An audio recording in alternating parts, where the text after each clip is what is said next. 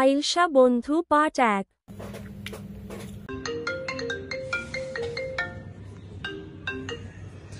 Hello. Hello দোস্ত, কেমন আছোস? কোথায় তুই এখন? হ্যাঁ ভালো, আমি বাসায় আছি। তোর কি অবস্থা? আমি ভালো। আচ্ছা আচ্ছা দোস্ত, আমার তো প্ল্যান আছে, চল কোথাও ঘুরতে যাই। মেলাদিন তো ঘুরতে যাওয়া হয় না, এক্সাম ছিল, কেবল শেষ হইলো। হ্যাঁ যাওয়া যায়, চল যাই। চল যাই কোথাও। কালকে ফ্রি আছোস? কালকে যাই তাহলে। হ্যাঁ কালকে ফ্রি। আচ্ছা চল, কালকে তাহলে দেরি করবি না কিন্তু, কালকে তাহলে যাবো কিন্তু, দেরি করিস না কিন্তু। আচ্ছা বাই। C you. Day 1. হ্যাঁ হ্যালো দোস্ত, কিরে কি অবস্থা? আজকে তো বের হওয়ার কথা, কই তুই? মামা, আমার অনেকগুলি অ্যাসাইনমেন্ট বাকি আছে, কালকে গেলে হয় না? তো অ্যাসাইনমেন্ট পড়ছে, তুই সেটা বলবি না আমারে? আমি তো রেডি হয়েছিলাম, তুই তো এখন না বললি।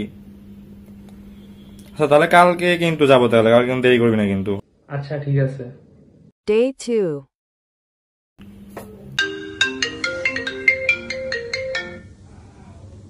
হ্যালো।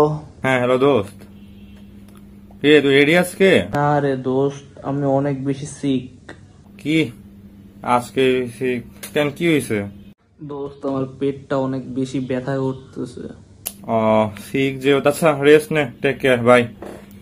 Day 3. হ্যাঁ হি মামা, আজকে কি অবস্থা তোর? চল যাই আজকে।